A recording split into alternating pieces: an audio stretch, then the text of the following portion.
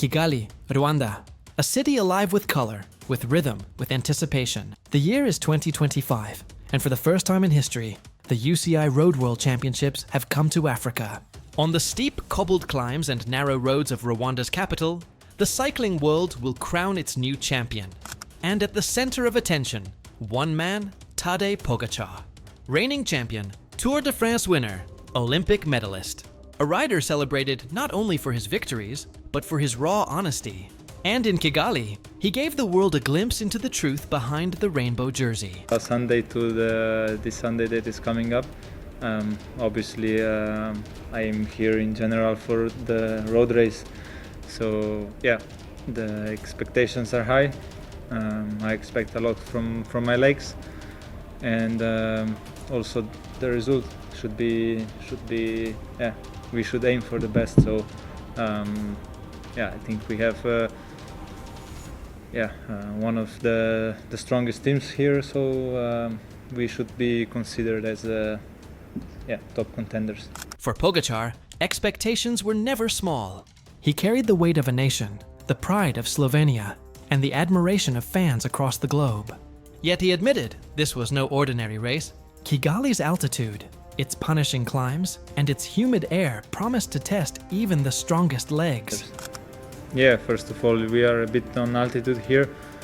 A lot of people is putting this too much to a side because it's not like 1800 or 2000, but it's 1500 meters. So actually, it's you can quite feel it. So I'm happy that I arrived here early also for the road race.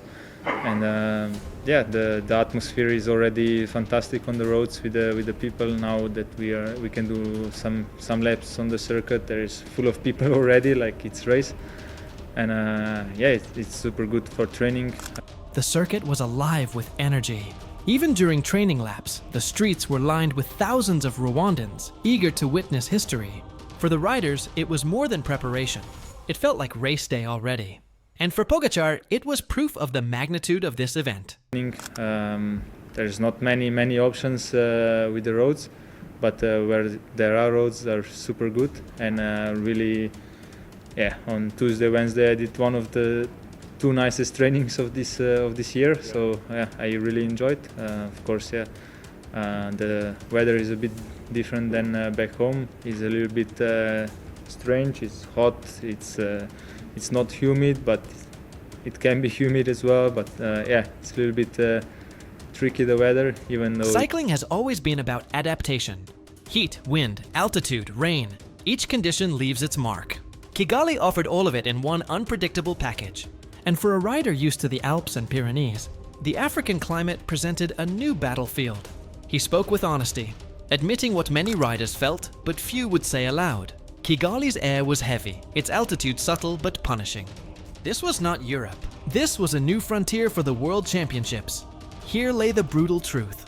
To race always for the win, to be the man every rival watches, every fan expects to see, every journalist questions. This was the burden of greatness. Pogačar admitted mistakes were inevitable. The cost of daring, of always pushing, of living permanently in the spotlight.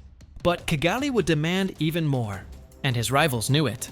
Remco Evenepoel, Belgium's golden boy, arrived in Rwanda as the man of the hour, fresh from Olympic triumph in Paris and yet another time trial world title. He was unstoppable against the clock. His power, his precision. He embodied the very style of racing Kigali seemed built for. For Pogačar, Evenepoel's shadow loomed large. And then there was Primož Roglič, Slovenia's elder statesman. Once mentor, now rival, he still carried the explosive kick and cold patience to win on brutal terrain. For him, this might be the last chance at the rainbow jersey, a final chapter in a storied career. From Britain came Tom Pidcock, the versatile phenom. Mountain biker, cyclo-cross world champion, Tour de France stage winner. His skill set was as unpredictable as the Kigali circuit itself. If anyone could thrive in chaos, it was Pidcock. 3 rivals, 1 defending champion, and a course designed to break them all. As the days counted down, Pogačar's words resonated more deeply. His honesty revealed vulnerability, but also strength, a willingness to confront reality, even when it hurt. This was the brutal truth of Kigali. no one, not even the greatest, could be certain of victory. As the race approached, the questions only grew louder. Could Pogačar hold off Evenepoel's relentless power? Could Roglic deliver one final masterstroke? Could Pidcock surprise them all? Or would Kigali itself, its altitude, its heat, its punishing cobbles, emerge as the true champion? For the fans, for the riders, for the sport, Rwanda 2025 would be remembered not only for who won, but for the brutal truth it forced every cyclist to face.